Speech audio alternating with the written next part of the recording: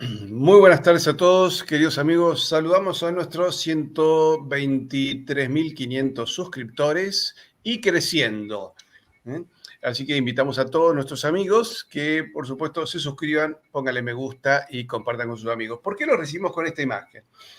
Hemos elegido esta foto de su santidad Benedicto XVI, que tiene un trasfondo oscuro, porque, bueno, la iglesia está de luto.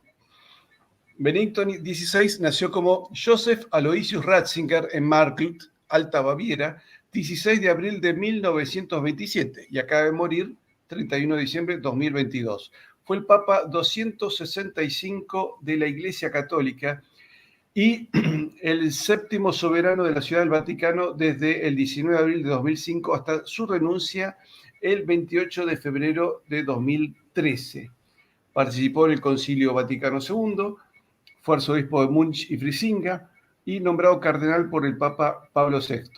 Luego fue prefecto de la Congregación para la Doctrina de la Fe, nombrado por Juan Pablo II, quien años más tarde lo nombró decano del Colegio Cardenalicio y como tal cardenal obispo de Ostia en 2002. Recordemos también que el Santo Padre es recordado por una posición muy difícil dentro de la iglesia, un hombre muy atacado por los medios, un hombre con unas fuertes declaraciones en cuanto a la defensa de la identidad cristiana de Europa, lo cual le valió no pocos enemigos. Vamos con la apertura del programa.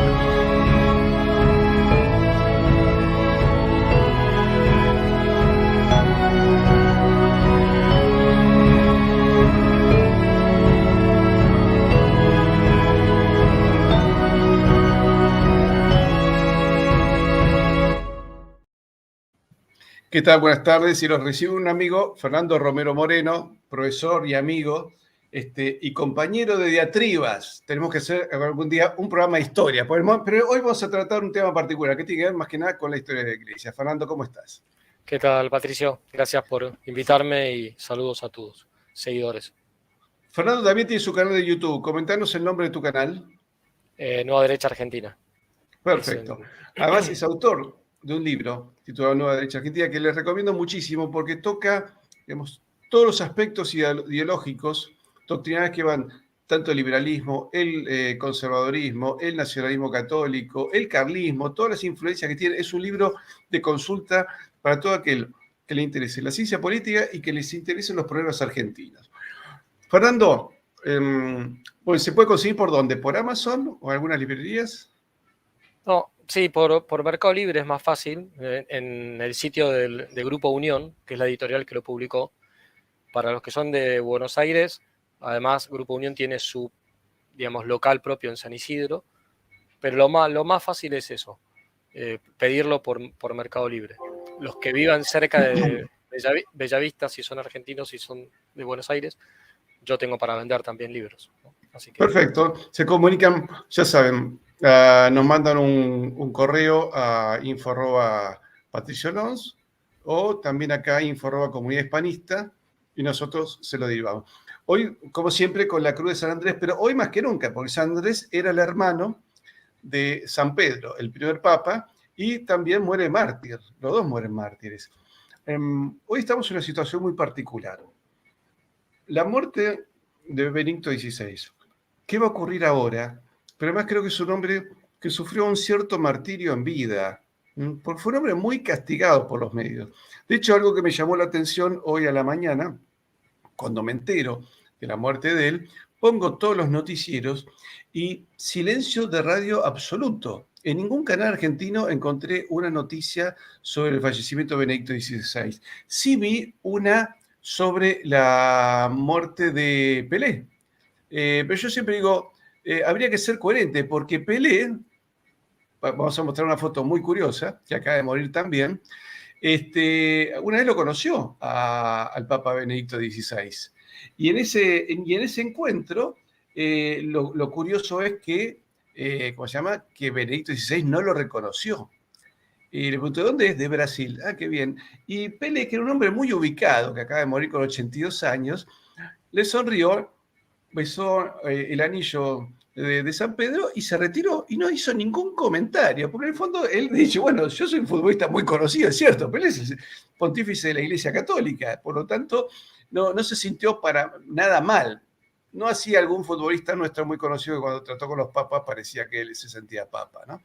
Pero bueno, vamos a dejarlo. Así que esta es una foto muy curiosa de Edson Arantes do Nascimento Pelé. Acá está. Un encuentro curioso, dos personas que acaban de fallecer. Bueno, en los medios no encontré nada. ¿Qué podemos reivindicar de Benedicto XVI y qué le podemos reprochar y qué puede ocurrir ahora?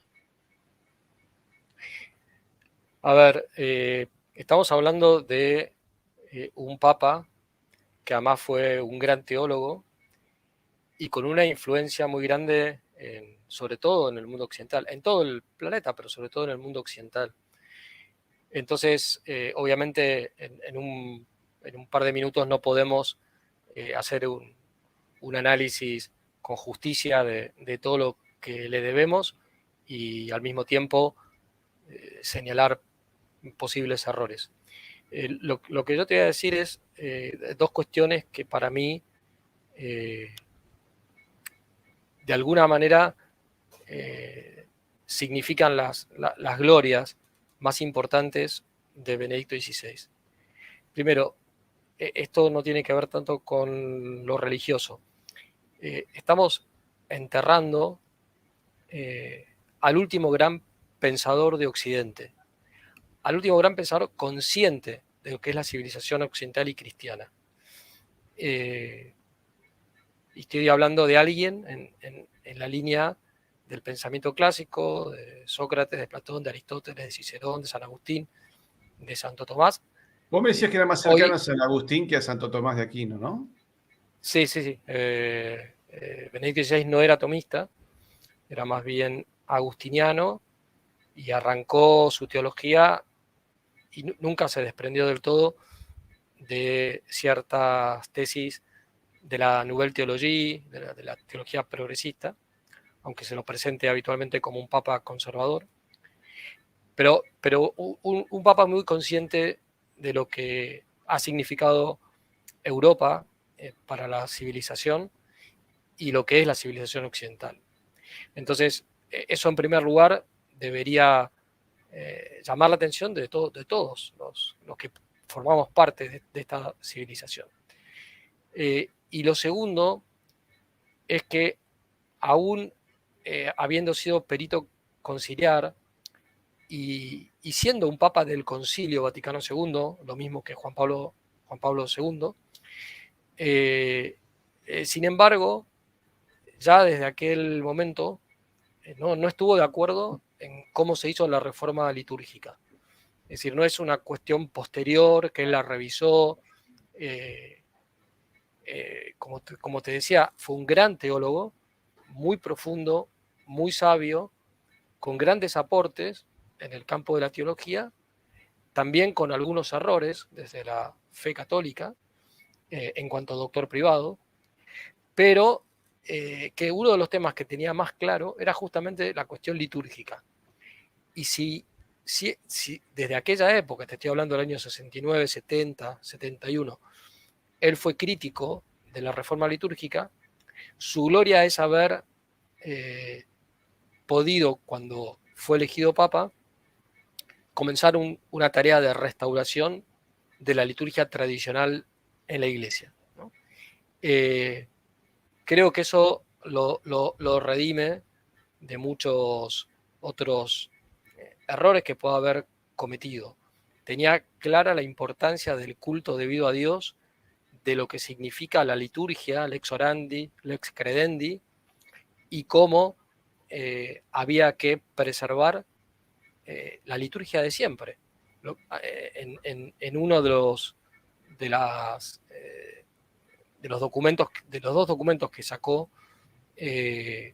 para permitir la celebración de la misa tradicional, que según él nunca estuvo prohibida, y es verdad, legalmente nunca estuvo prohibida, pero de hecho sí lo estaba. Él dice, lo que fue sagrado para las generaciones anteriores de cristianos, tiene que seguir siendo sagrado para nosotros, ¿no? Bueno, eso permitió un despertar, digamos, de la liturgia tradicional, que estaba recluida a pequeños ambientes, y a que mucha gente conociera realmente lo que ha sido la liturgia, digamos, de En rito. eso la defendió, fue defensor, aunque nunca la celebró, ¿no es cierto? Sí, es verdad, nunca la celebró. Bueno, nunca la celebró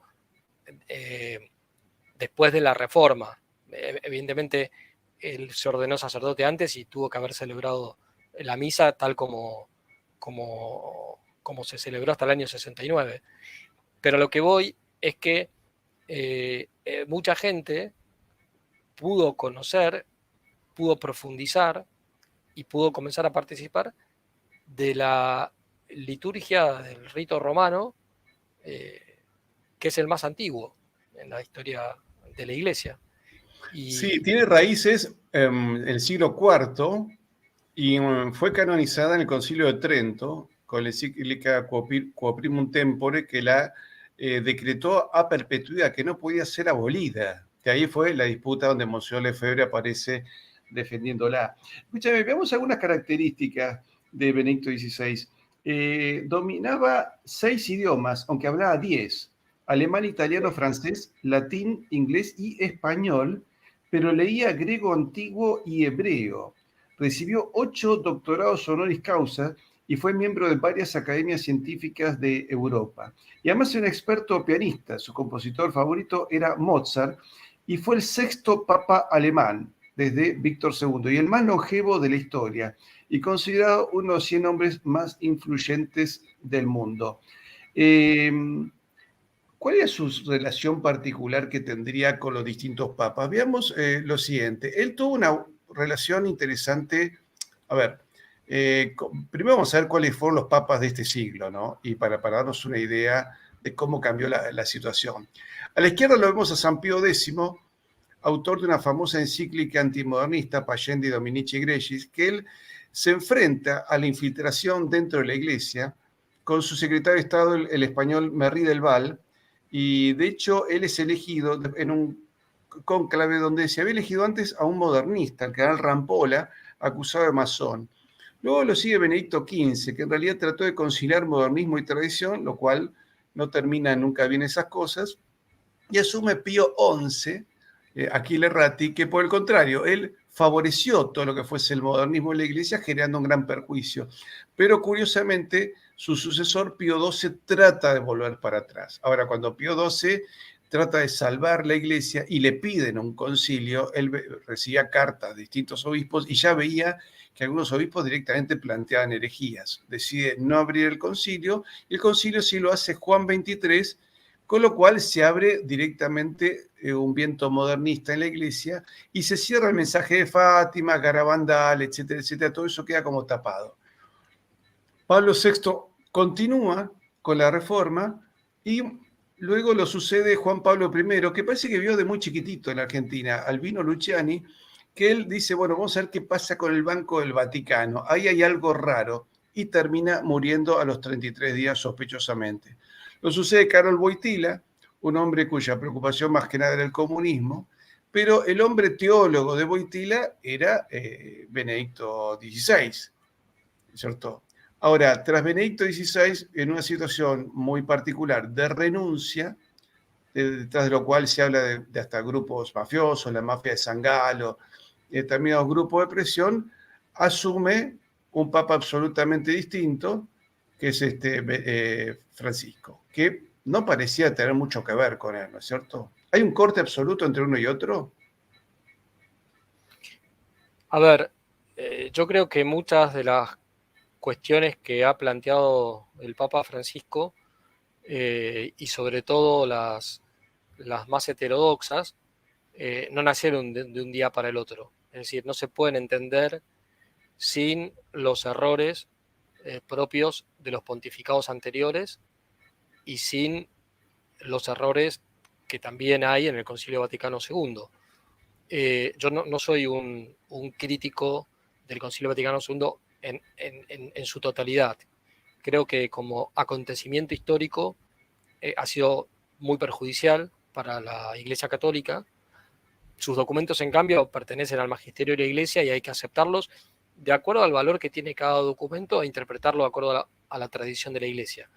Pero teniendo en cuenta que hay mucho de lo que técnicamente se llama magisterio auténtico, magisterio ordinario no definitivo, que de suyo, de su magisterio, que puede tener errores.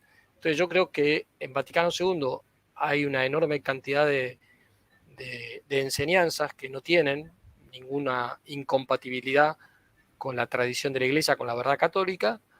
Hay una serie de documentos y de afirmaciones ambiguas que hay que interpretarlas en el sentido más próximo a la verdad y a la tradición. Y también hay algunas afirmaciones que son directamente erróneas. Y eso es lo que ha trabado un poco, a veces, la posibilidad del diálogo con los tradicionalistas, ¿no? Y ha habido, tal vez, extremismos de ambos lados. Ahora, entonces, Francisco no hubiera podido aparecer como está hoy en la Iglesia inmediatamente después de Pío XII. Se tuvo que dar todo este proceso. Ahora, yo considero que de todas maneras los cambios que está haciendo suponen un salto cualitativo respecto al anterior, y no en sentido positivo, sino en sentido negativo, por supuesto sin juzgar intenciones ni entrar en teorías conspiranoicas ni cosas raras. Pero Pero que la conspiración, perdón, yo no sé si podemos hablar de conspiraciones contra la Iglesia, podemos hablar de planes presentados. Porque una conspiración es algo secreto, vos no estás enterado. Pero acá, digamos, el planteo de destrucción de la Iglesia se viene planteando hace 160 años a cara descubierta. no, está bien. Sí, yo estoy de acuerdo. Cuando muere Pío IX, que los masones creían que era un hombre de él, y resulta que termina siendo, que tiene, ahí, él tiene un flirteo en su momento de sacerdote, pero cuando llega Papa toma una posición muy firme. Cuando se produce, digamos, el entierro de él, digamos, el cortejo fúnebre fue atacado por la masonería, tiraron el cajón, fue todo un desastre. Entonces, sí, eso fue una agresión directa a un papa muerto. Pero después vemos cómo todos los sistemas de gobierno político y los sistemas mediáticos son de permanentemente ataque. Por supuesto que ahora ves frases de disimulo. Úrsula von Leyen diciendo, bueno, se ha muerto un hombre fantástico y demás, pero Úrsula von Leyen está con la agenda 2030 absolutamente, ¿no es cierto? no. A ver, yo lo que te quería decir es lo siguiente. Por supuesto que se conocen los planes de infiltración de la masonería, el intento de conseguir tener un papa liberal, están los documentos de la alta venta del siglo XIX, todo eso es conocido. Una cosa es una conspiración que es secreta en su momento y que a posteriori luego, bueno, se conoce exactamente quiénes impulsaron determinadas acciones, qué resultados tuvo, quiénes protagonizaron qué cosas. Bueno, muy bien, eso existió siempre en la historia de la humanidad y va a seguir existiendo. El conspiracionismo es un modo sofístico de entender las conspiraciones, cayendo en generalizaciones indebidas, en calumnias, bueno, en fin, en análisis que no son serios desde el punto de vista de lo que es las reglas No, de por la supuesto, lógica. hay gente que, a ver, hay gente que hace inferencias. Yo siempre digo, Exacta, guarden historia con el exactamente. tema de las Entonces, inferencias, porque yo, en el caso mío, que tengo aparición en medios y juntás fotos en todos los lugares que yo estuve y de golpe podías horrorizarte, simplemente estás de paso, no significa nada, ¿no es cierto? exactamente. Entonces, a ver, la cuestión de la mafia de San Galo, es decir, los cardenales que alrededor del cardenal Martini, a partir de 1996, empezaron a, entre comillas, conspirar para que cuando muriera Juan Pablo II no fuera elegido Papa Ratzinger. Eso es algo conocido, es público, no es nada secreto a esta altura del partido, lo reconoció el mismo cardenal Daniels, ya están casi todos muertos a esta altura del partido. Eso está bien. Ahora, empezar con la cuestión de si la renuncia de Benedicto XVI fue nula, fue inválida, si hay un código secreto que Ratzinger intentó transmitir a los fieles para que entendieran que él seguía siendo el Papa y que en realidad Francisco no lo era. O sea, todo ese tipo digamos, de especulaciones que son bastante poco serias desde el punto de vista canónico. Yo, digamos, tomo una prudente Ahora, pero distancia. ¿cómo era? Digamos, vos explicas, sabés que él tenía el munus petrino. ¿Cómo es eso? Explícame un poco. Los que sostienen, o los que han sostenido estas tesis, distinguen entre el munus y el ministerium. El munus A sería el ver. oficio, el cargo, ¿sí? Mm. Y el ministerium, el ejercicio del mismo. Entonces, que parece que deliberadamente Benedicto XVI renuncia al ministerium, pero no al munus, ¿sí? Bueno, eso canónicamente no tiene mucho fundamento, porque es una distinción de razón. Quien tiene el munus tiene el ministerium y viceversa. Entonces, quien renuncia al ministerium está renunciando al munus, punto. Pero entonces, él no tendría que haber bajado a condición de cardenal. ¿Qué ha pasado con otros papas que han renunciado? Han Bueno, vuelto a una bueno, situación bueno, inferior, ¿no? bueno, ahí sí hay, eh, digamos, una serie de señales equívocas que ya nos enteraremos por qué. Entre otras cosas, habrá que ver si hay algo en el testamento que ha dejado, pero él dio una serie de señales que podían en un primer momento llevar a esta interpretación.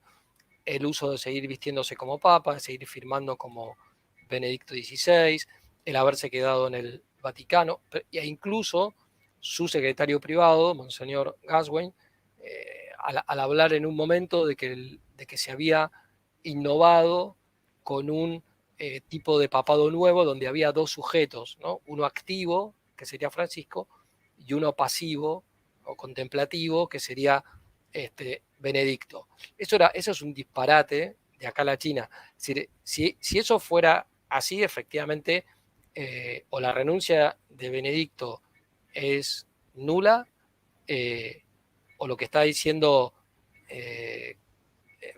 Gaswain es un error grave. Bueno, lo que dijo Gaswain desde el punto de vista teológico y del derecho canónico es un error. No existe un papado colegiado. El papado es una persona, ¿sí? Que después, a posteriori, se pueda suponer o descubrir que en realidad era un antipapa porque fue elegido de una manera ilícita o inválida. Bueno, ya lo veremos. No sé, del cisma de Occidente, cuando había algunos papas que estaban en Roma y otros que estaban en Aviñón, bueno, había ahí una situación de mucha perplejidad para los católicos porque no sabían cuál era el papa legítimo. Pero está claro que los dos no eran legítimos al mismo tiempo, ¿no? De modo que hubo santos que estuvieron con uno, santos que estuvieron con otro, pero en definitiva hoy sabemos que los papas legítimos, al menos en principio, según mis conocimientos, son los que estaban en Aviñón, y por eso Sí. Santa Caterina de Siena insiste en que tienen que volver a Roma, digamos, ¿no? Bueno, perdón, estoy confundiendo dos cosas. Lo de Aviñón fue anterior a lo del cisma de Occidente. Pero, digamos, finalmente hubo una de las dos líneas que hoy se reconoce como la verdadera, ¿no? Entonces, en este caso, sucede eso. Es decir, el Monseñor Schneider, el cardenal Brandmüller, el cardenal Berg, Roberto de Mattei, es decir, toda una serie, digamos, de personalidades importantes, muy serias, doctrinalmente, para nada justamente propicias a las heterodoxias que hay en este papado. Sin embargo, dicen que Francisco es el Papa lícita y válidamente elegido, que por supuesto que eso que dijo Ganswein es un disparate. Bueno, el mismo Ganswein después salió a aclarar que el Papa lícita y válidamente elegido es Francisco y punto. Pero con esas declaraciones, más el título de Papa emérito y qué sé yo, ha dado pie a este Una tipo de... confusión. Escúchame, Fernando, ¿te acuerdas de esta película? Obviamente, como todo Sí, lo de este streaming, no es recomendable. sí. Pero una de las mentiras que yo vi le echan la culpa a Benedicto XVI de unos escándalos que hubo, cuando en realidad fue él el que trató de pararlos, ¿no es así? Exacto, sí. Contanos cómo fue ese tema. Mira, te voy a contar una anécdota que la tengo de fuente directa. Alguien que habló con el entonces cardenal Ratzinger de este tema a propósito de una personalidad conocida, y Ratzinger le dijo, mirá, dice, mientras Juan Pablo II viva, no se va a poder hacer nada con esta persona, porque él está convencido sinceramente de que esto es una campaña, digamos, contra la Iglesia, en la que se está exagerando, porque él tenía la experiencia de que lo mismo habían hecho los comunistas y los nacionalsocialistas en su momento. Es decir, yo creo que Juan Pablo II fue muy sincero en ese sentido, pero se equivocó probablemente sin culpa suya, estaba condicionado por su propia experiencia de vida. De todas maneras, Ratzinger, que le dijo a esta persona, no se va a poder hacer nada hasta que no muera Juan Pablo II, en diciembre del 2004 inició desde la Sagrada Congregación para la Doctrina de la Fe una investigación de esta persona, digamos, ¿no? Y apenas fue elegido como papa, lo sacó del puesto en el que estaba e intervino la institución que él había fundado, ¿no? Y como eso, te podría hablar de lo que hizo respecto al escándalo de los abusos sexuales en Estados Unidos, a lo que hizo respecto a lo mismo en Irlanda. En Irlanda llegó a decir cosas muy fuertes. Hay una carta a los católicos de Irlanda ¿Qué donde ocurrió les... ahí? Bueno, es que la situación de escándalos en Irlanda fue muy grande y él le dice, va dirigiéndose a distinto tipo de, de grupos de personas. Entonces, a los padres de familia les pide perdón diciendo, ustedes, estoy no citando textualmente, sino lo que yo me acuerdo, ¿no? Ustedes que confiaban en enviar a sus hijos a un lugar donde sería el último en el que pensar que se los podría llegar a corromper, no sé qué, sin embargo, han tenido que sufrir esta situación.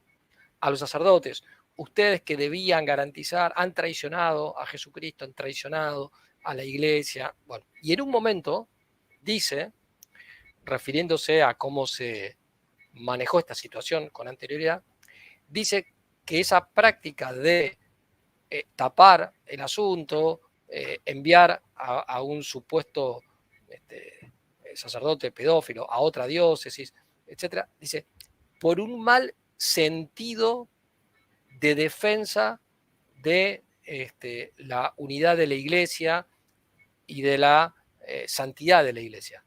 Es decir, eso es todo un cambio de paradigma en ese sentido muy importante, porque él lo que viene a decir es, los que denunciaban sinceramente esto eran acusados de rebeldes, y en realidad, si no hubiera sido por ellos, hoy no hubiéramos descubierto la gravedad que ha tenido este tema.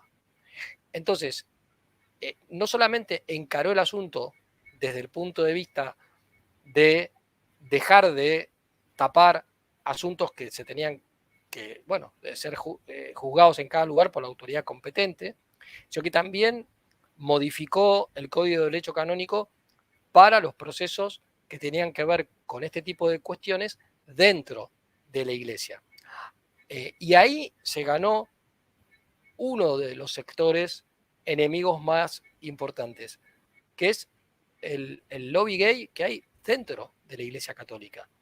Hay un libro que es del año 2012, es decir, un año antes a su renuncia, de un sacerdote polaco, no recuerdo el nombre ahora, está publicado como La Homo Herejía, lo pueden encontrar también en internet, no es muy largo, donde este sacerdote polaco muestra la infiltración del lobby gay dentro de la iglesia, cómo tienen condicionadas a muchas personas que no pueden hacer algo porque los tienen, suponte, un sacerdote que es homosexual y que su obispo lo quiere sancionar, me refiero a homosexual activo, no a quien tiene una tendencia y sin embargo vive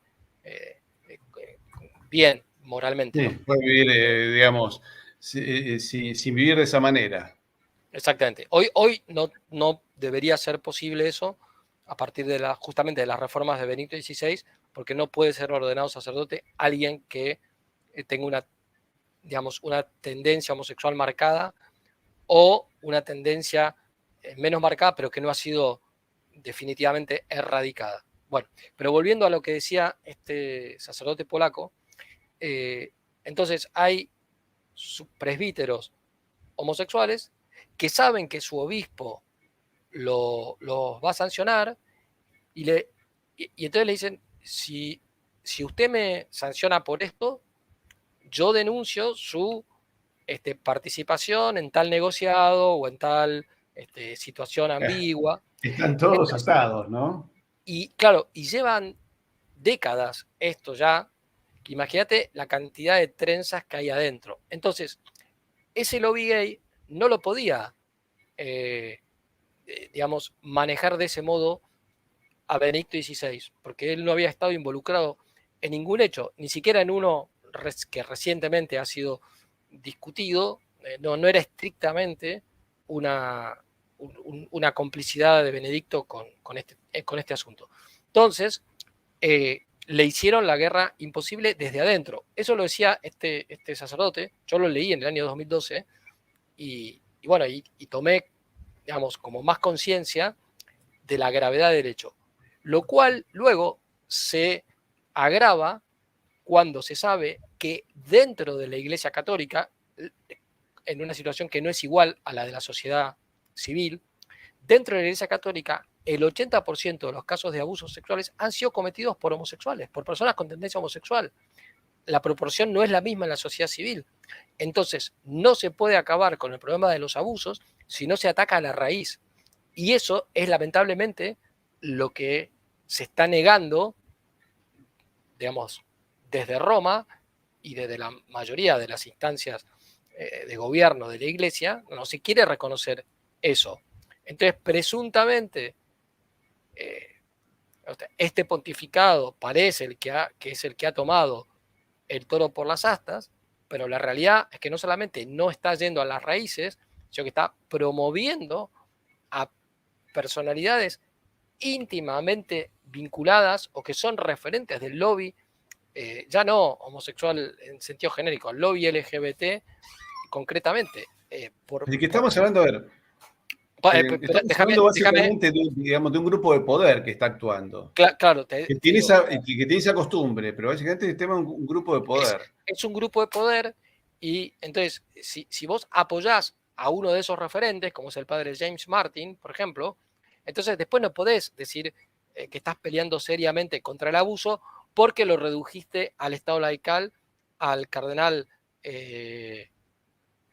McCormick, me parece que era el de Estados Unidos, porque eso es por la galería, o sea, mostrar una medida aparentemente drástica, ¿sí? Pasar de ser cardenal a directamente, como se decía antiguamente, ser reducido al Estado laical, sin el debido proceso, porque independientemente de lo grave que haya sido la actuación de este cardenal, tiene derecho al debido proceso como cualquier otra persona, pero eso, claro, tiene un impacto periodístico muy importante. Qué bien, Sí. cómo se animó. ¿eh? En cambio, Bueno, sí, ahora sí. Francisco, digo, perdón, en cambio, Benedicto iba a las causas. Entonces se ganó, el primer lobby que se gana en contra es el lobby homosexual. El segundo ya lo venía peleando desde que fue designado en el año 81 prefecto para la Sagrada Congregación para la Doctrina de la Fe, que era el lobby progresista, de los teólogos del disenso, ¿sí? A los cuales él conocía y con los cuales, reitero, compartía algunos errores de los que al menos explícitamente no se retractó.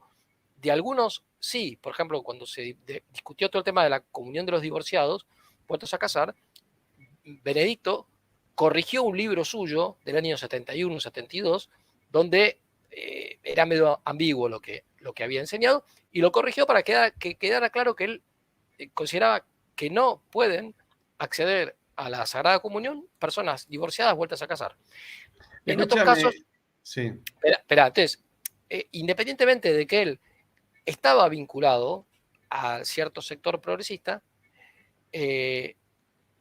nunca estuvo con el sector más radicalizado y en algunas cuestiones, como esta de la liturgia, estaba más cerca de los tradicionalistas. Y como era alguien que pensaba, también fue modificando muchas cuestiones y además al tener ese cargo no le quedó otra que si tenía que defender la fe, bueno, tuvo que sacar una serie de documentos y aplicar una serie de sanciones a personas que claramente se apartaban de manera muy abierta y de manera pertinaz de la fe católica. Entonces se ganó digamos, Cardenal Martín era uno de los líderes digamos, del sector progresista de la iglesia. Y después tenía la masonería eclesiástica, que a veces, digamos, se mezcla, ¿no? Porque, por ejemplo, el gran artífice de la reforma litúrgica, que era Monseñor Bunini, de quien se sospechó mucho que era masón, hoy está corroborado por este sacerdote, no me acuerdo ahora el nombre, que era la mano derecha del cardenal Gañón.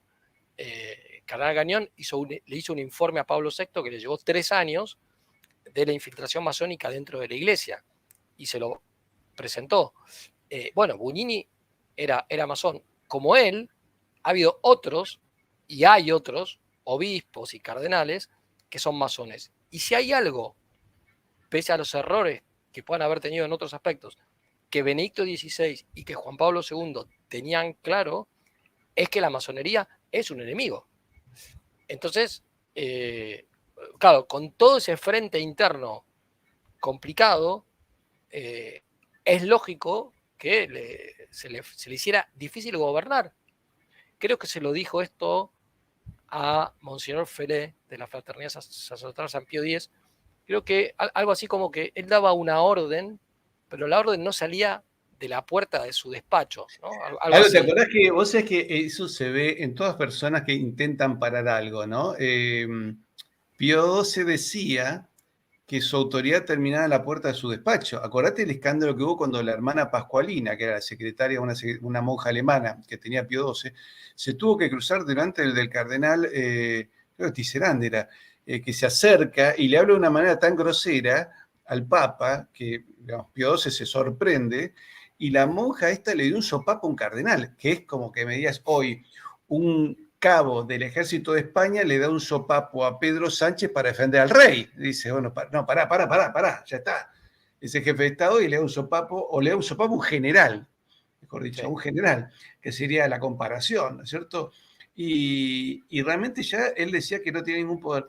Y hay una anécdota yendo a un plano político que me contó Julio González, que él contaba que si una vez Perón le contó que dice que cuando él quería hacer, por ejemplo, una obra pública, no sé, en Formosa, no había problema, pero cada vez que la quería hacer en la Patagonia, en algún punto del alambique de la burocracia se paraba y tenía que empezar a investigar dónde se había parado. Y se podía parar o en Buenos Aires o en Neuquén, si fuera en Neuquén, en una provincia patagónica, pero en algún punto se trababa y había que destrabar todo para hacer una obra pública. Es decir, alguien operaba para que esas cosas no ocurriesen.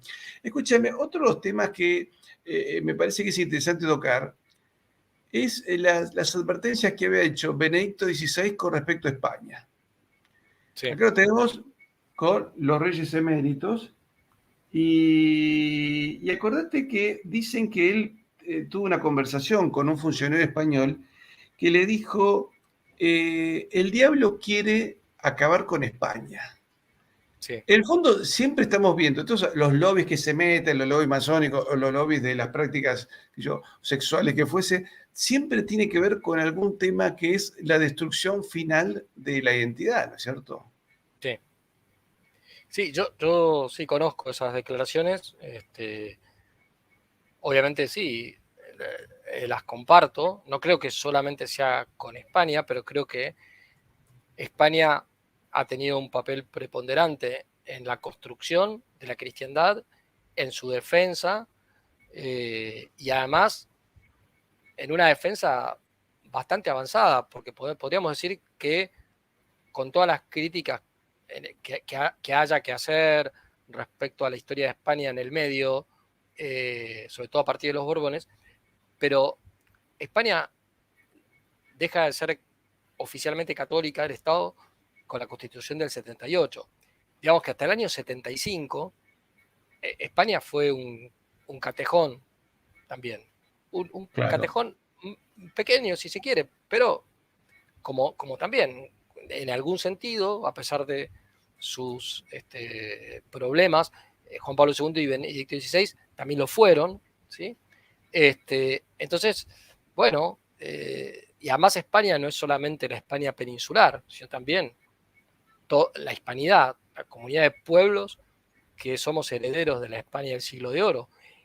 Y eso, bueno, Juan Pablo II también lo veía con claridad, por eso insistió mucho en que se celebrara, ¿no? el quinto centenario del descubrimiento de América, vos te acordás perfectamente de aquello. Claro, que él Juan Pablo II hizo declaraciones muy favorables a España, a diferencia de Bergoglio, que aunque Bergoglio ahora parece ser que se ha dado cuenta que también tiene que hacer lo mismo, ¿no? Alguien le habrá dicho, mira que en España los únicos sectores que pueden simpatizar con nosotros son justamente los de la hispanidad, porque tuvo críticas, ¿no? Habló favorablemente sobre el aspecto revolucionario de América y tuvo críticas de España, ¿no? Sí, la verdad es que no lo sigo mucho en ese tema. Juan Pablo II y Benedicto XVI tuvieron cosas muy positivas y cosas negativas, pero había una sinceridad de fondo en la que vos podías saber qué era lo que realmente pensaban, porque lo decían y no se contradecían, y eventualmente si cambiaban en algo, bueno, había alguna explicación para entender por qué cambiaban. Yo no puedo juzgarlo a Francisco, no, sus intenciones, el fuero interno no puedo meter, pero en el fuero externo... Bueno, ¿te acuerdas que dijo, si voy alguna vez a Santiago de Compostela, no voy a España, voy a Santiago de Compostela? Con lo cual, lo único que hizo fue ofender a 47 millones de españoles. Eso, si después hace una declaración a favor, yo no sé si la está haciendo por convicción o por conveniencia. El otro, escúchame, los otros temas que tienen que ver con la situación actual de la Iglesia son dos y que están también cercanos, ¿no es cierto? Uno es el tema de Fátima. Se dice que Putin le pide a Bergoglio en dos oportunidades que cumpla la consagración de Rusia al Corazón Inmaculado.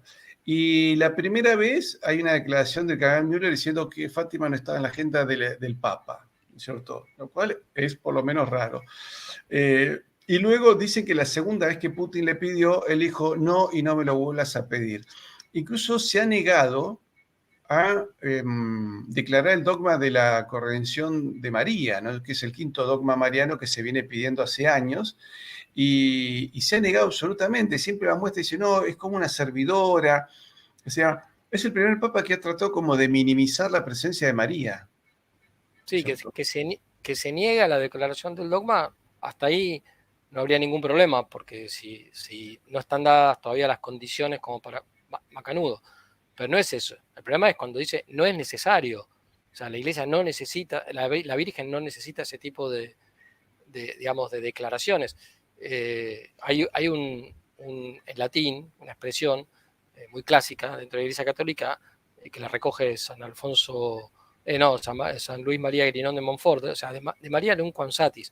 O sea, de María nunca podremos decir bastante, ¿sí?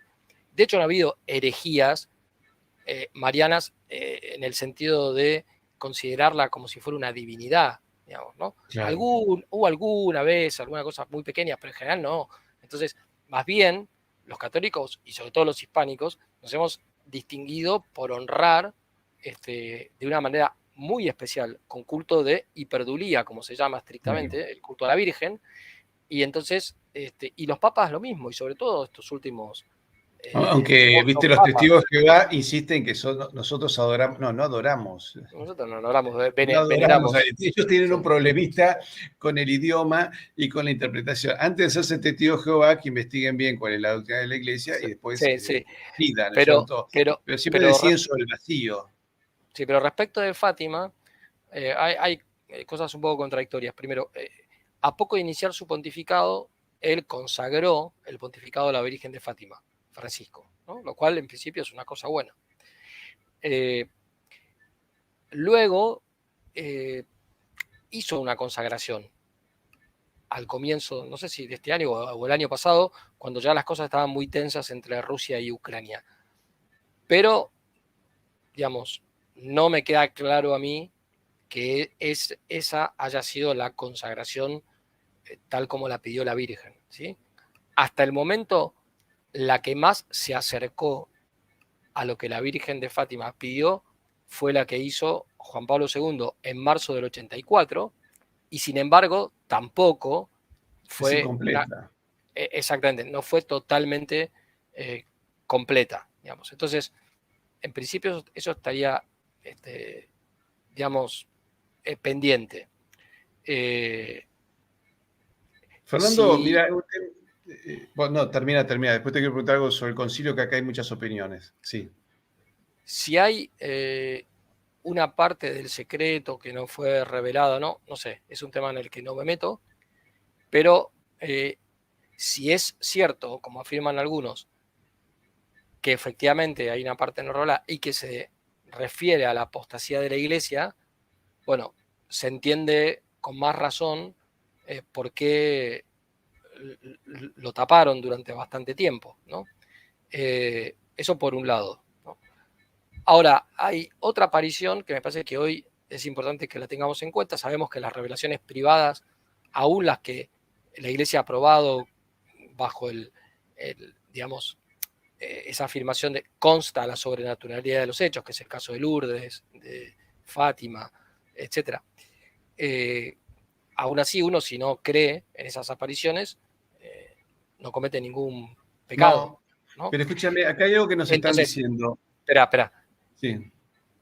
pero una aparición que no está ni aprobada ni desaprobada, como la de Garabandal, es, en el contexto de esas apariciones, sabes que Conchita dijo a su madre, cuando murió Juan XXIII, le dijo, después de este vienen 3 papas y luego viene el fin de los tiempos. Entonces, después dijo, bueno, en realidad la Virgen dijo 4, lo que pasa es que hay uno al que no lo considera porque va a reinar poco tiempo, algo así. Bueno, con la muerte de Benedicto ha muerto el último papa, que no significa, que a veces se malinterpreta, que no haya luego otros papas. Lo que dijo es el último papa antes de entrar en diríamos, en la etapa final del fin de los tiempos, porque en el fin de los tiempos teológicamente ya estamos desde la primera venida de Jesucristo, pero Claro. en los tiempos previos a la aparición del anticristo, el falso profeta, etcétera, etcétera, que eso sería a lo que se refería Conchita, bueno, se daría a partir de digamos, de la muerte del cuarto papa. Bueno, el cuarto papa es Benedicto XVI. Acá estamos Eh, mostrando una foto de las chicas. Creo que todavía viven, ¿no? sí, Conchita tiene creo que 73 años, vive en Estados Unidos. Sí, porque esto fue en la década del 60. Estamos hablando, eran muy niñas, todas ellas. A ver, los testigos de Garabandal dicen que vieron cosas muy curiosas. Por ejemplo, con la velocidad que caminaban, que los jóvenes a la carrera no las podían alcanzar. O una comunión que se hizo en medio de la calle, que se vio una hostia entrar en la boca de una de las niñas. Después dice que la gente le da rosarios, ellas en estado de éxtasis, y ya luego sabían perfectamente quién le había dado qué cosa. Pero, digamos, lo que dicen en las apariciones, no hay nada que uno diga, bueno, esto es contrario a la fe. No, al contrario. Lo que dicen es conforme a la fe. Lo que pasa que creo que ahora lo podemos entender mejor. Repito, esto no estamos hablando de algo que sea de fe respecto a la revelación pública. Esto es una revelación privada, punto. Y que además está bajo estudio. Pero de todas maneras, en el primer mensaje, que se llama la penitencia, porque la copa se está llenando por los pecados de los hombres, eso es en el año 61 o 62, y el segundo mensaje que se le dio a Conchita en el año 65 es: la copa ya está rebosando, y ahí es donde dice, muchos cardenales, obispos y sacerdotes van por el camino del mal y arrastran con ellos a muchas personas.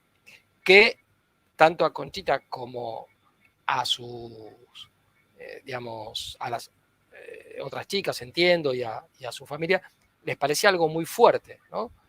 Pero Sí, fíjate que son los años del concilio, ¿no? Entonces, claro, en aquel momento, eso creo que lo comentaba Conchita en algún reportaje, para ellas, un sacerdote, por el hecho de serlo, ya era santo. Vos pensás que Garabandal era un pueblito muy chiquito, bueno, sigue siendo, ¿no? Pero, digamos, prácticamente quedado en el tiempo, con una religiosidad tradicional muy profunda, y además no estaba muy lejos la Guerra Civil Española, donde habían muerto miles de sacerdotes, de religiosos, obispos y qué sé yo. Entonces, para ellas, pensar en que lo que le había dicho la Virgen fuera cierto, les parecía, pero finalmente igualmente lo dijeron, porque era lo que la Virgen les dijo. Claro, hoy que sabemos cómo se desarrolló el concilio, no sé, los que leyeron el libro el Rin desemboca en el Tíber, me parece que queda bastante claro, pero además después está la aparición de la Virgen en Akita, en Japón, que sí, esa fue aprobada por el mismo cardenal Ratzinger. Dice lo mismo: se verán cardenales contra cardenales, obispos contra obispos. Claro, eso era un poquito como eh, caer como un aguafiestas, porque con sí, el triunfalismo progresista, y a veces no tan progresista, pero triunfalismo, sí, por había las un triunfalismo. En los años expectativas. 70, mirá, hasta había como una suerte de, ya era ser católico, era como una moda, pero digamos, generó un entusiasmo que a su vez generó una fracción, perdón, una fractura terrible. Yo me acuerdo del año, ¿vos te acordás que del Quebec salía una gran cantidad de misioneros al mundo? El Quebec es la Francia, el Canadá francés. En el año 60, el 95% de los quebecuas iban a misa. ¿Vos te das cuenta? El 95% de los habitantes el domingo estaban en misa. O sea, no va a misa el tipo que está impedido, lo operaron, se rompió la pierna. Sino todo el mundo iba a misa. A fines de los 60 había bajado a la mitad. Hoy bajó En, al 5%. en Navarra pasaba lo mismo, exportaban sacerdotes. Hoy eso ¿Te sucede acuerdas? con Polonia y con algún país más, pero ya desapareció. Bueno, Igual, ahí está. ojo, Fíjate cómo, perdón, hoy, digamos, la cristiandad la está sosteniendo Europa Oriental y es la cristiandad más atacada por lo que sea, por ejemplo, Bruselas, ¿no es cierto? ¿Es obviamente, cierto? sí. Entonces, perdón, acá estoy mostrando una foto de Garabandal, que es una de las niñas que le habían impedido llegar al lugar donde tenía que encontrarse con la Virgen, y a mitad de camino, ella logra salir antes, entra en éxtasis, y ella dice que creo que es el arcángel San Gabriel, me parece, el que le da la comunión. Y un muchacho ve la situación, rápido saca una cámara, pues es una foto un poco difusa, ¿no? Pero se ve cómo está entrando la hostia en la boca de una de las chicas, ¿cierto? Con lo cual es por lo menos curioso. Yo Es decir, para actualizarse, pues yo durante mucho tiempo fui bastante escéptico respecto a Garabandal, justamente porque era un tema que estaba ahí no del todo claro. Pero hay dos documentales. Primero hay una película del año 2017, me parece, con actores que yo hecha sobre Garabandal, muy buena. Y después hay un documental, creo que se llama Garabandal, bueno, no me acuerdo el título, pero no importa. Son dos documentales muy recientes, uno del 2017 y otro del 2020. Después el padre Javier Olivera, en su canal, le hizo varios reportajes sobre este tema a Jorge Fernández Díaz, no el argentino, sino el que fue ministro en España, creo que de Aznar, que es un entusiasta del tema de Garabandal, es un hombre muy serio, pero se ha dedicado toda su vida a la política, digamos, y tiene muy buena formación. Bueno, y le hizo 2 o 3 reportajes sobre el tema. Y luego, en el canal de YouTube de La Posada Errante, amigos santafesinos, hay un reportaje a Julio Pose, argentino que vive en Bariloche, que lo conoció al padre Membiel, al padre Castellani, y que es un experto en Garabandal. Entonces, bueno, sin dar por hecho lo que no está todavía aprobado, pero sin desecharlo, por aquel consejo de las escrituras, no desechéis las profecías, bueno, me parece que hay que prestarles un poco de atención, pues cada uno verá lo que hace con eso, pero según esas profecías, digamos, lo de cardenales contra cardenales, los de cardenales que llevan a la condenación a muchos, hoy no hace falta, digamos, dar ninguna explicación, está a la vista de todo el mundo. Y luego, Hay que una este es película muy buena con Alberto Bárcena también y el profesor Paredes, y es Claro, realmente... bueno, sí, esa es la película, pero después, en el documental, que hicieron 3 años más tarde, me parece, ahí aparece Alberto Bárcena, aparece este historiador que acabas de mencionar, Paredes, Javier Paredes. Javier Paredes, aparece un canonista de la Universidad de Navarra, también muy serio. Bueno, ahí van explicando un poco también todas las trabas que se le pusieron y por qué, y bueno, en fin, vale la pena recordarlo. Pero bueno, el cuarto papa acaba de morir, ¿no? Así que... Así que estamos en una situación peculiar. Mira, justamente hoy estuve llamando a varios colegas míos de la televisión y digo, ¿por qué en la televisión argentina no hay información? Y me contestó solamente Verónica Recia, que intentó, ella fue la única que pudo decir algo, pero sí, en los medios de comunicación prácticamente en Argentina se lo ha tapado, ¿no?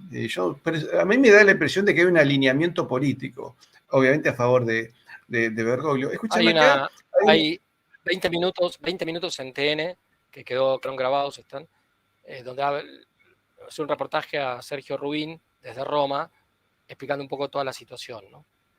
En fin, me reservo algunas opiniones sobre lo que dijo Sergio Rubín, pero bueno, y después en A24 también, no sé, 5 o 10 minutos, pero después no sé, la verdad es que yo no, no he digamos que visto es más. la noticia del El día, día, ¿no es sí. cierto? Sí. Escúchame, acá algunos nos están diciendo, ustedes son desobedientes porque el Concilio Vaticano II, como todo, es dogma de fe, etc. Vamos a aclarar lo siguiente. Fue un concilio pastoral. Los concilios dogmáticos, obviamente, estamos obligados a aceptarlos y además vemos que siempre han sido coherentes con la revelación, con los evangelios, con Pentecostés, con la última cena, con la crucifixión, con la tradición. Todos concilios. Este es el primer concilio declarado pastoral. Que yo sepa, nunca había habido un concilio Pero, pastoral. Me equivoco. sí, pero permitime agregar una cosa. Es un concilio pastoral, pero es un concilio doctrinal también. Es decir, es un concilio que pertenece al magisterio de la Iglesia. Con lo cual, es verdad que, por lo menos yo siempre he seguido esta línea de conducta, o sea, el magisterio se lo recibe. Ahora, hay que distinguir la clase de magisterio. Efectivamente, no fue un magisterio que recurriera a la proclamación de dogmas o a la condena de herejías. Que era lo que se pedía. Se pedía Bueno, la condena del comunismo sí, pero y el pará. dogma, creo que no sería la corrección de María. Sí, está bien, pero pará. Es un concilio doctrinal. Entonces, hay muchísimas cosas que son de lo que se llama magisterio ordinario y universal, que por su naturaleza es definitivo, ¿sí? Y lo único que está haciendo el Concilio Vaticano II en ese caso es repetir lo que siempre, en todas partes y por todo fue creído, y por tanto eh, lo debemos aceptar eso. Luego hay innovaciones, ¿sí? Que en tanto y en cuanto no contradigan lo anterior, también son parte del magisterio ordinario y hay que recibirlas, aunque no sean definitivas. Ahora, ese magisterio ordinario no definitivo o magisterio auténtico, por sus propias características, es un magisterio que puede cambiar. Entonces, ¿cuál es el problema que hay en esto? Que tanto Pío XII como Juan Pablo II, frente a los modernistas, frente a los progresistas, insistieron en que había que recibir ese magisterio, aunque no fuera definitivo, con un obsequio religioso de la inteligencia y de la voluntad interno y externo, ¿sí? Bueno, y es cierto, es decir, un magisterio en cuestiones que no son definitivas, pero que por el momento son lo que parece más cercano a la verdad católica, hay que recibirlo de esa manera. Pero obviamente eso no significa que haya que aplicarlo en el caso de que sea manifiestamente erróneo. Es verdad que Ahí está. Juan Pablo II dijo, si se ven cuestiones que no se entienden, no hay que generar un escándalo público, hay que escribir a Roma para que se aclaren las situaciones. Bueno, pero la realidad es que últimamente Roma no contesta este tipo de cosas, Claro. o cuando las contesta con errores. O la Entonces, Dubia no la contestó. Es sí, más, con respecto a esto, perdóname, Fernando, te voy a leer esto y acá me vas a tener que defender vos. Dice uno, católicos de boquilla, se refiere a nosotros, ¿no? Herejes contra la autoridad del Papa. Patricio se cree que hace bien para la Iglesia y es un multiplicador de herejes protestantes. No se diferencia en su odio al Papa. Bueno, te pido acá que vos que sos abogado, que me defiendas. No, a ver, bueno, yo primero sí te hice esa corrección de que si bien es pastoral, el concilio es doctrinal. Entonces, tanto el magisterio del concilio como el magisterio postconciliar hay que recibirlo, ¿sí? Aunque no sea definitivo, pero, ojo, porque puede suceder, como de hecho sucedió, por ejemplo, creo que con el concilio de Florencia, que sobre un tema muy específico, que era la materia del sacramento del orden, el concilio dijo algo que era distinto a lo que se había dicho hasta ese momento, y eso generó una polémica de casi 500 años acerca de ese asunto. Entonces vino Pío XII y con un acto de magisterio definitivo aclaró la cuestión de cuál era la materia del sacramento del orden, y lo que dijo, lo dijo en sentido contrario al concilio de Florencia. Es decir, que el concilio de Florencia en ese punto se equivocó. Sería ideal que viniera un papa ortodoxo y que de manera ex cátedra dijera cuál es la interpretación que hay que hacer respecto de algunos puntos del concilio. Entonces, ¿qué pasa con el concilio? Todo lo que, ya dije, que es de magisterio ordinario y universal o infalible, o lo que es de magisterio simplemente ordinario, que no contradice lo anterior, hay que aceptarlo. Lo que es ambiguo, es decir, que se puede interpretar en un sentido o en el otro, y hay expresiones que son ambiguas en Vaticano II, entonces hay que interpretarlas en el sentido más cercano a la verdad y más cercano a la tradición. Y en aquellas cosas que son manifiestamente erróneas, bueno, esas no se nos puede obligar a que las aceptemos, porque nuestra obediencia no es a este concilio y a estos papas, sino a la verdad católica transmitida por los apóstoles y luego profundizada y aclarada por todos los papas y todos los concilios. Entonces, además, el argumento de yo no puedo disentir en respecto del magisterio que no es definitivo, se vuelve en contra del mismo concilio, porque el día de mañana viene otro concilio que dice lo contrario a eso, Claro. y está Pues acá nos dice Juan Pablo, el magisterio solemne o extraordinario es infalible, el magisterio ordinario no es infalible y por lo tanto no es obligatorio. No, hay un magisterio ordinario que sí es infalible, el llamado magisterio ordinario y universal. Es decir, lo que la Iglesia siempre y en todos los tiempos enseñó Sí. y fue creído por todos en cualquier lugar. Entonces, por ejemplo, si no recuerdo mal, la resurrección es una verdad central de la fe católica. Sin embargo, no hay un dogma sobre la resurrección. ¿Sí? ¿Por qué? Porque, bueno, no hizo falta. O sea, los dogmas generalmente aparecieron para condenar a los herejes y reafirmar, bueno, esto es de fe divina. Un artículo de fe. Claro, ahora, obviamente, quien niegue la resurrección es un hereje. No importa Claro. si hay un dogma o no hay un No, dogma. pero a ver, vamos a aclarar porque si no, acá puede entrar un tipo de confusión. Lo que estamos hablando es que hay cuestiones del concilio que evidentemente no son de obligación, es decir, es un concilio pastoral, y donde hay cosas que son dudosas o que a uno lo alejan de la fe. Porque hay gente que a partir del cambio de la liturgia se alejó de la fe. Y esa gente necesitó volver a la misa tradicional para recuperar la fe. Y esa misa tradicional fue perseguida por buena parte de los obispos, viste, que hacían todo lo imposible para que la gente no pudiese o que el sacerdote tuviese complicaciones para llegar. Ahí sí vemos acciones de mala fe. Pero, o sea, hay cuestiones que por lo menos son raras, desprolijas, y vemos obispos de mala fe. Ya Pío XII se escandalizaba de que veía obispos de mala fe. Ahora estamos viendo cosas raras. Acá nos recuerda Bueno, Juan sí.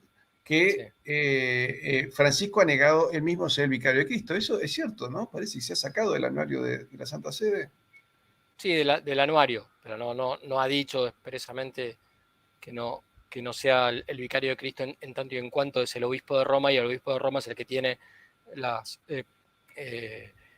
digamos, es el Papa, digamos, ¿no? Quien tiene la primacía no solamente de honor, sino de jurisdicción.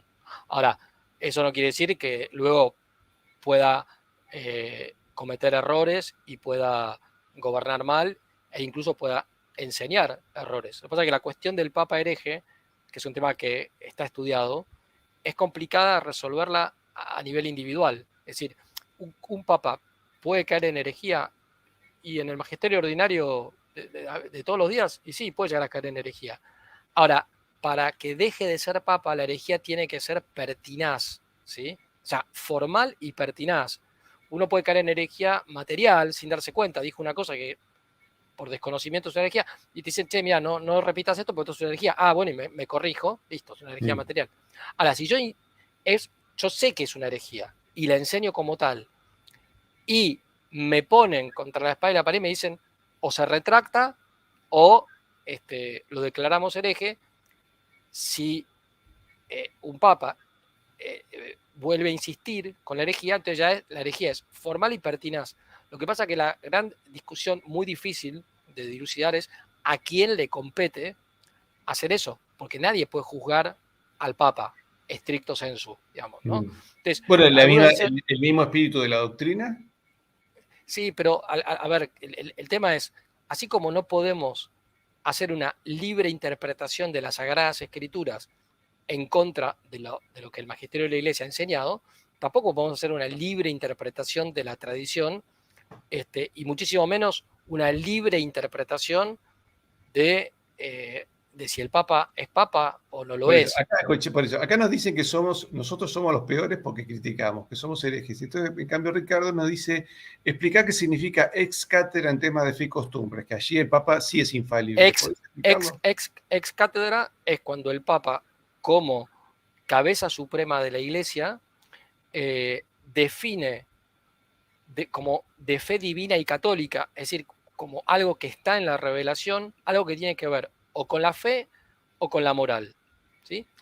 Esto que fue defendido durante mucho tiempo por gran cantidad de católicos, pero había algunos que no estaban de acuerdo, quedó definido como dogma por el Papa Pío XI en el siglo XIX, ¿sí? Entonces, no hay que extender esa infalibilidad a cuestiones que no tienen ese carisma, sino que es un modo muy especial y solemne. De hecho, los únicos dogmas desde Pío IX hasta la actualidad que se han declarado ex cátedra son dos: el de la Inmaculada Concepción de María y el de la Asunción de la Virgen. En cambio, también hay infalibilidad en los concilios dogmáticos, como fue, por ejemplo, el Concilio de Trento, ¿sí?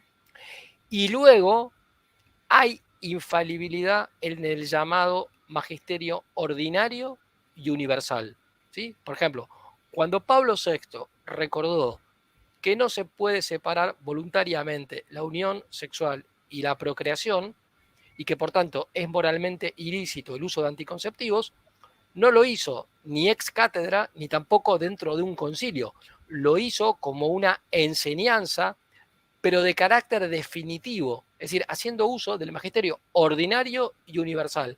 Entonces, no se puede disentir de esa enseñanza, de ese magisterio ordinario, que es por su naturaleza infalible. Ahora, en cambio, si el Papa, como dijo una vez Benedicto XVI, decía que sería bueno que hubiera un banco central mundial, ¿no?, para corregir los problemas del Sí, mercado. que nos Bueno, asustó bastante eso, ¿no? bueno, está bien, pero eso por de pronto, de mínima, es simplemente un consejo. Luego, está haciendo un juicio prudencial, opinable, digamos, ¿no? Entonces, uno no está obligado ahí. ¿Es una herejía lo que dijo? No, no es una herejía. Ahora, ¿hay que seguirlo porque es infalible? No, no hay que seguirlo porque no es No, infalible no, para en nada. esa cuestión. Y muchísimo menos cuando, digamos, hay lo que Vittorio Messori, que fue, digamos, es un gran periodista católico, muy amigo de Juan Pablo II y de Benedicto XVI, dijo, hay una inflación magisterial en los últimos 200 años. Entonces, es tanta la cantidad de documentos y tan dispar digamos, la naturaleza de cada uno de esos documentos. Por ejemplo, en el Vaticano II no es lo mismo una constitución dogmática como la Lumen Gentium que una declaración como Dignitatis Humanae, ¿sí? Tienen distinto valor y según el valor que tienen, también la obediencia es distinta, ¿sí? Entonces, decir lo que yo estoy diciendo es todo aquello que en el Concilio Vaticano II sea acorde con la tradición se debe aceptar. Todo aquello que sea una innovación, pero no se contradiga, que no contradiga la tradición, también se debe aceptar. Y en aquellas cosas donde manifiestamente haya un error, bueno, ahí no, eso no se lo puede aceptar. Son muchas las cuestiones en las que hay errores manifiestos, son 6 o 7 cuestiones, ¿sí?, según los especialistas. Por supuesto que en esto, teólogos de buena doctrina, hay algunos que se niegan a aceptar que hay errores, lo que dicen es que hay ambigüedades, y otros que en cambio dicen que hay errores. Voy a poner los dos ejemplos, que además ninguno de los ejemplos que voy a poner son de prelados que no estén en comunión con Roma. El que A ver, decía que había errores era, y le pidió al Papa Benedicto XVI que hiciera una aclaración definitiva sobre estos temas, es Monseñor Gherardini, ¿sí?, teólogo importantísimo de la escuela romana, fue el postulador de la causa de canonización del Papa Pío IX, y tiene un libro, entre otros, que se llama, creo que Concilio Vaticano II a examen. Yo lo leí completo porque creo que el título era ese. En cambio, cuando Benedicto XVI armó 3 comisiones para estudiar con la Fraternidad Sacerdotal San Pío X la cuestión de los temas más discutidos, en lo que tenía que ver con la libertad religiosa, la confesionalidad católica, el Estado, etcétera, etcétera, estaba, no me acuerdo ahora el nombre de parte de la fraternidad, había alguien especializado en el tema, y de parte del Vaticano estaba Monseñor Fernando Caris, que es actualmente el prelado del Opus Dei. Bueno, Monseñor Fernando Caris era de los que dice, no, no puede haber error en el magisterio ordinario, pero sí puede haber distintas interpretaciones válidas respecto de un texto que da lugar a esas interpretaciones. Bueno, ni don Fernando Caris ni Monseñor Gherardini están fuera de la comunión con Roma. Yo me inclino más por lo que dice Monseñor Gherardini, porque me parece más evidente que hay errores, ¿sí?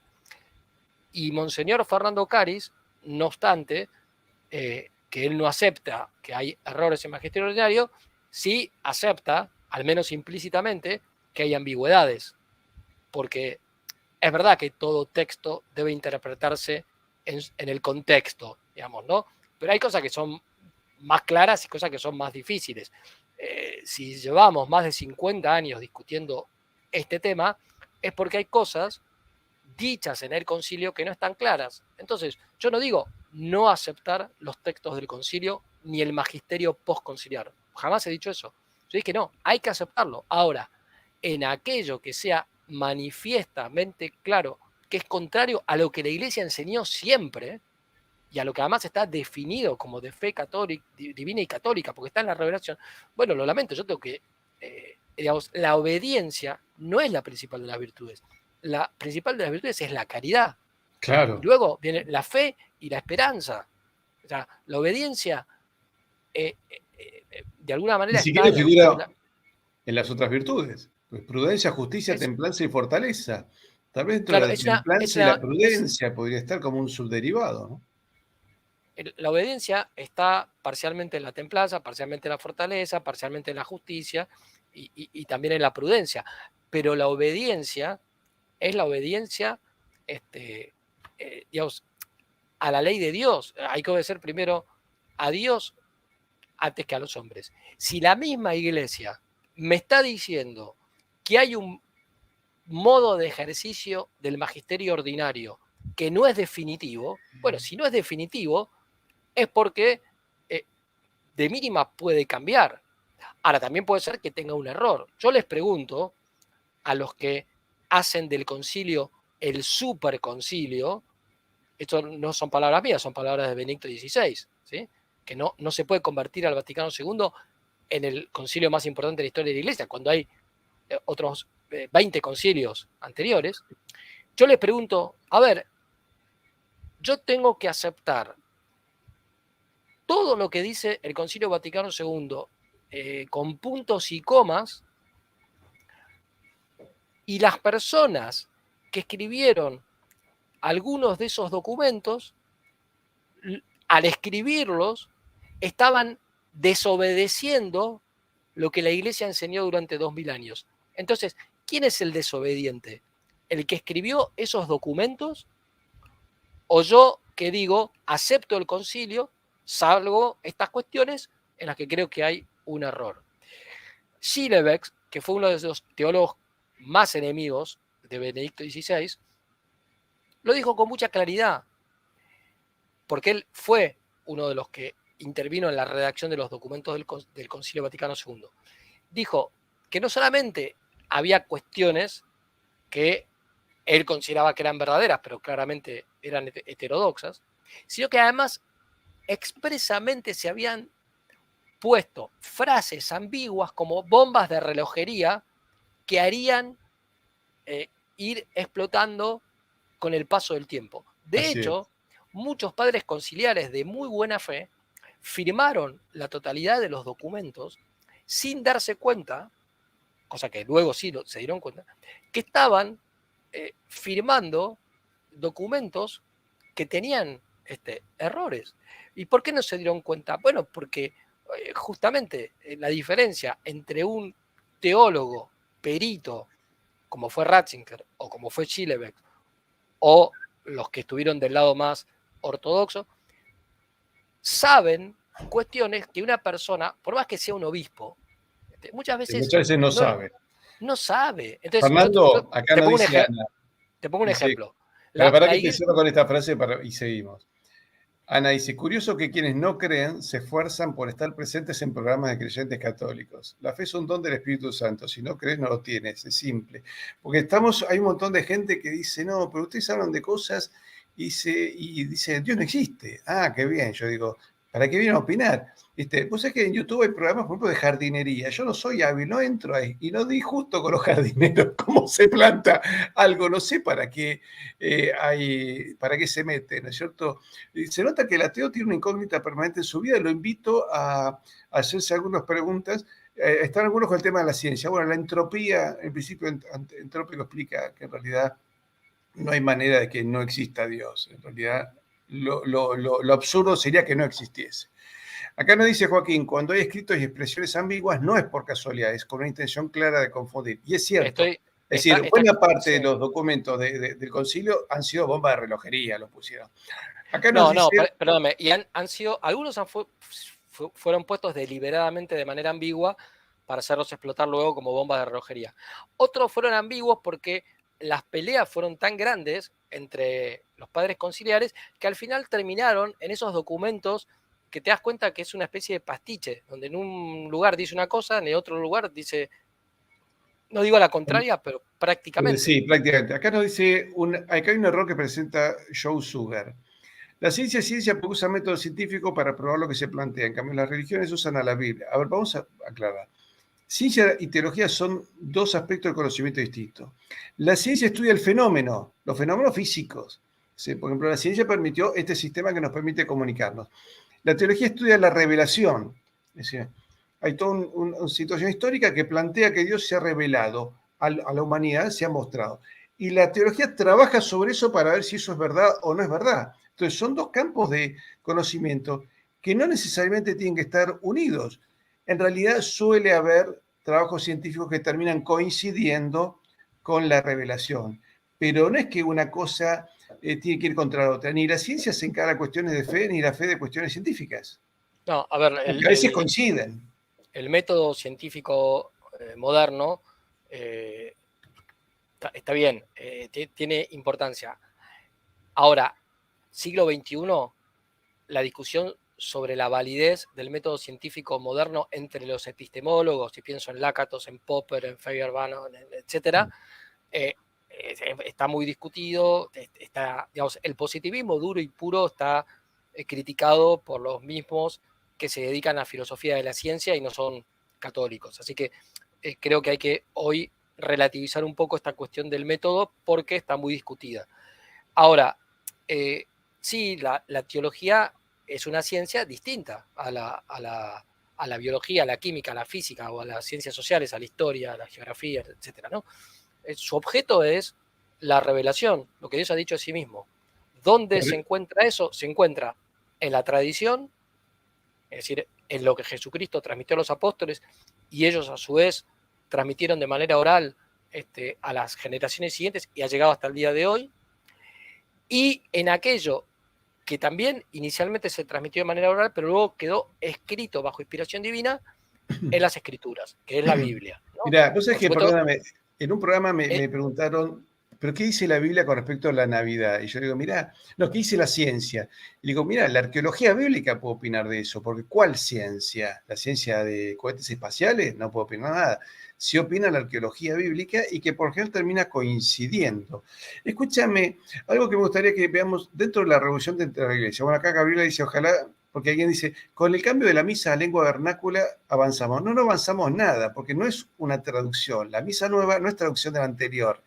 Es una deformación absoluta, es una protestantización. A ver, de hecho, en los años 60, la mayoría de los católicos iban a misa y no entraba en su cabeza no ir a misa, o no entraba en su cabeza vivir en concubinato o adherir a determinadas prácticas de vida, ¿no es cierto? Hoy eso, digamos, es un dique que se ha roto. Pero acá nos preguntan... Patricio, espera. Sí. Yo igual no niego la licitud y la validez de la misa Novus Ordo bien celebrada, ¿ok?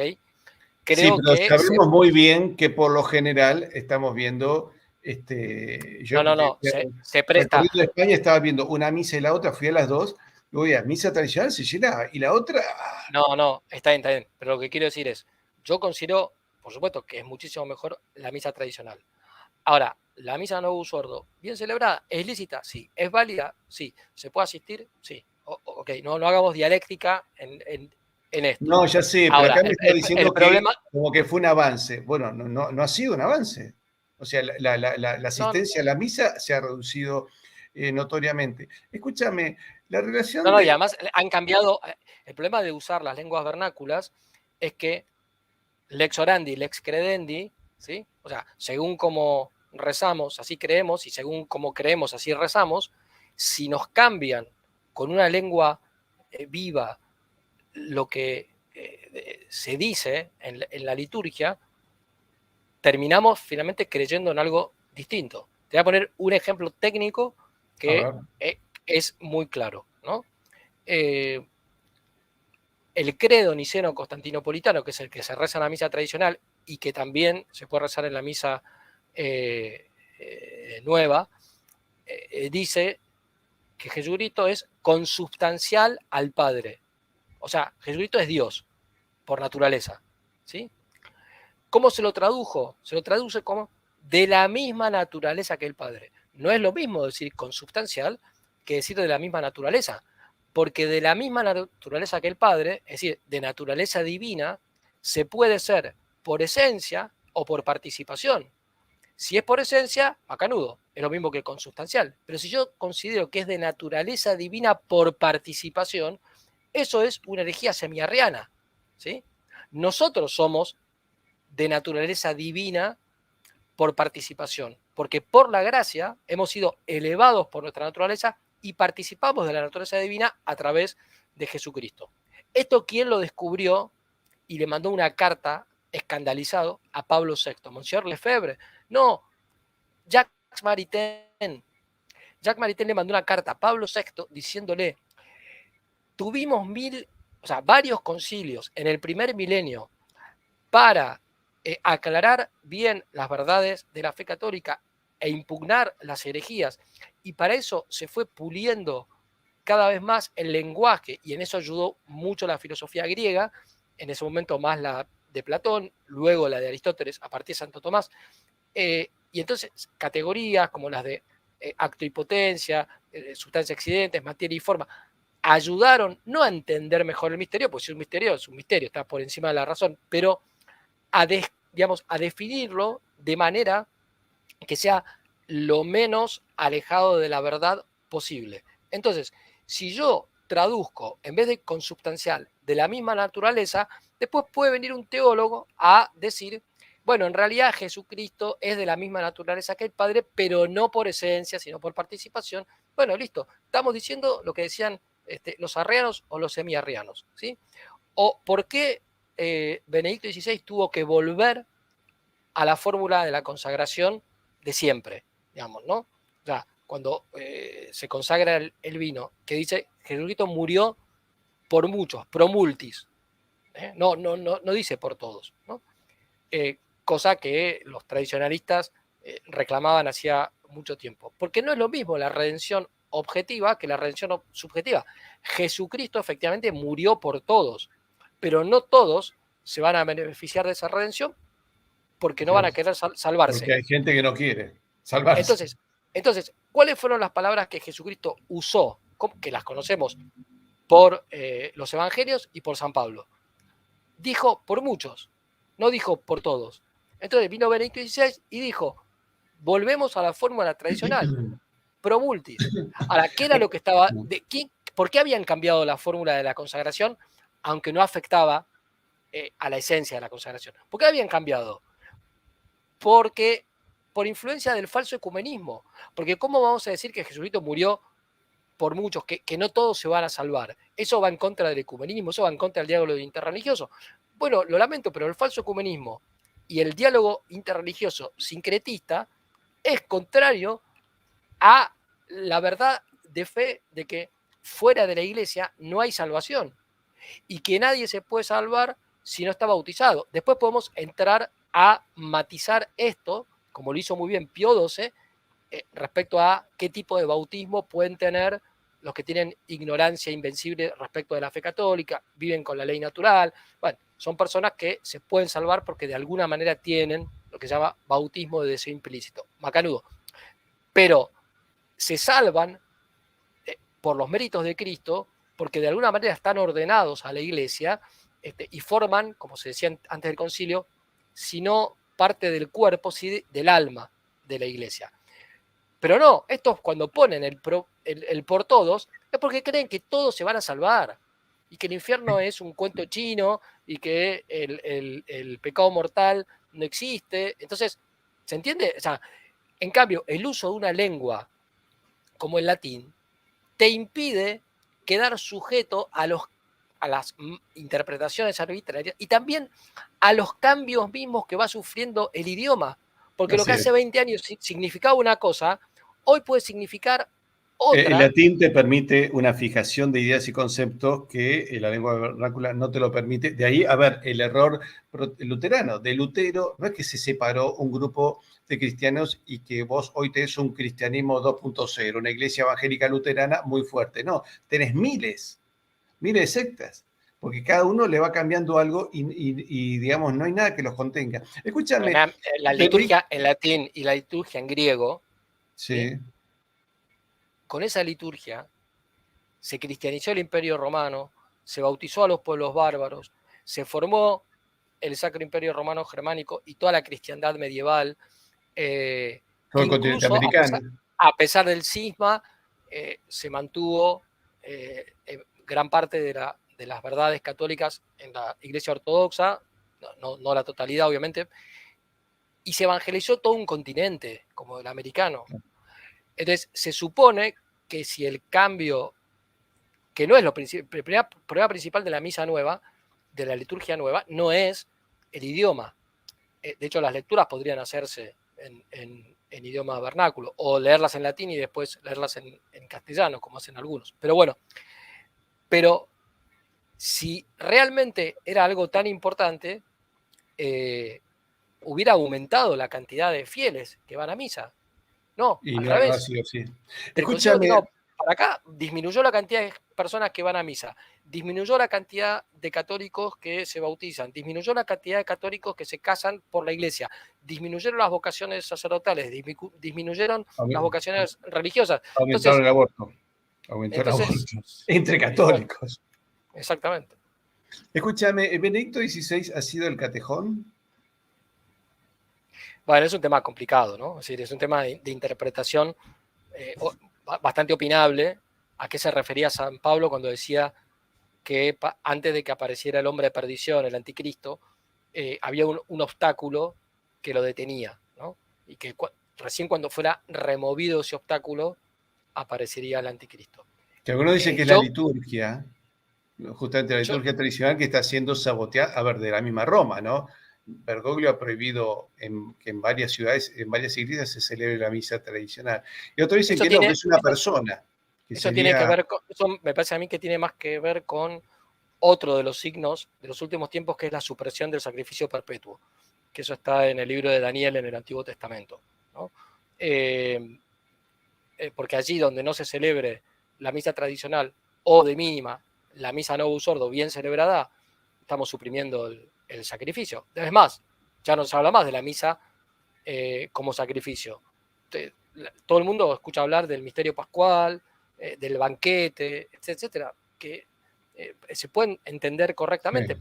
pero la principal, el analogado principal, digamos, como dirían los filósofos, del concepto de la misa es que es la renovación incruenta del sacrificio de la cruz. Bueno, pero el catejón, mi opinión, pero esto es una opinión mía personal, ni siquiera soy teólogo. Los padres de la iglesia decían que era el Imperio Romano. Pero el Imperio Romano cayó, entonces Castellani dice, bueno, pero el orden romano, ¿sí? Es decir, las instituciones del orden romano, tal como de alguna manera San Agustín lo explica en La Ciudad de Dios, como lo esencial de la cultura clásica y del mismo Imperio Romano, se iba a conservar aunque cayera el imperio, ¿no? Y también otros dicen, no es el orden romano, sino el pontificado romano. Yo creo que todo eso no son cosas incompatibles entre sí.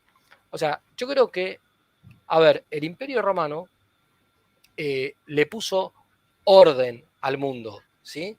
Imaginemos un cristianismo donde impera una supuesta caridad, pero no hay ninguna referencia a las normas o a la ley. Eso es, digamos, disolver el cristianismo en una especie de filantropía con barniz cristiano. Entonces, la fe se basa en la revelación, pero que providencialmente la cultura grecorromana ha ayudado a encarnar la fe, eso lo enseñaron los padres de la iglesia y lo reiteró Juan Pablo II en Fides et Ratio. Entonces, fíjate que cuando vemos a tantos sacerdotes religiosos hablar del amor al prójimo, de la caridad, de la fraternidad, pero todo lo que tiene que ver con lo que es la justicia, lo que es el derecho, lo que es la norma, todo eso les parece algo erróneo. Bueno, la desromanización lleva a eso. ¿sí? Sí. Entonces, Y convierten a la iglesia en una ONG. exactamente. Entonces, yo creo que, además, por otro lado, el Imperio Romano de Oriente subsistió hasta 1453, el Imperio Romano de Occidente se restauró en el año 800 y subsistió hasta 1806.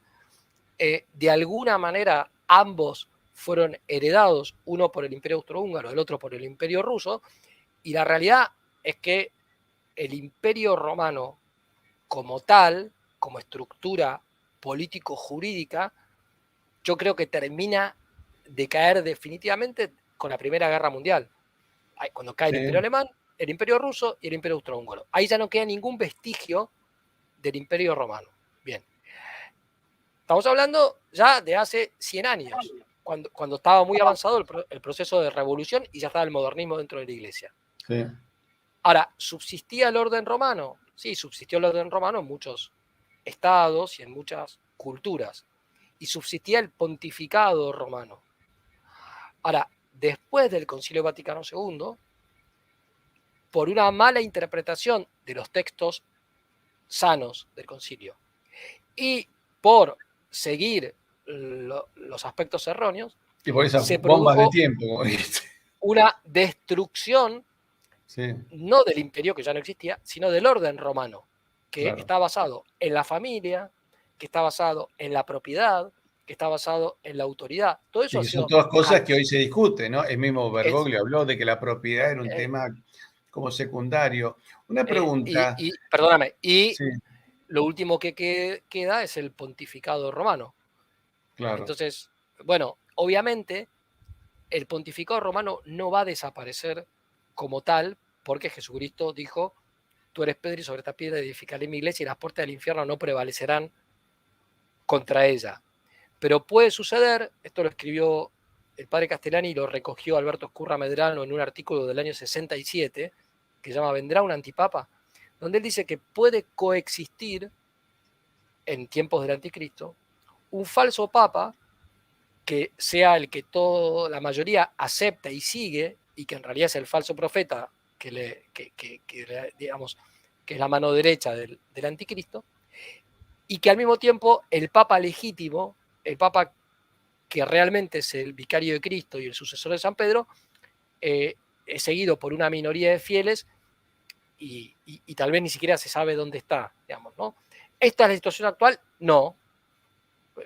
Benedicto renunció, y su renuncia fue lícita y válida, y Francisco, por más errores que tengan, es el papa legítimo.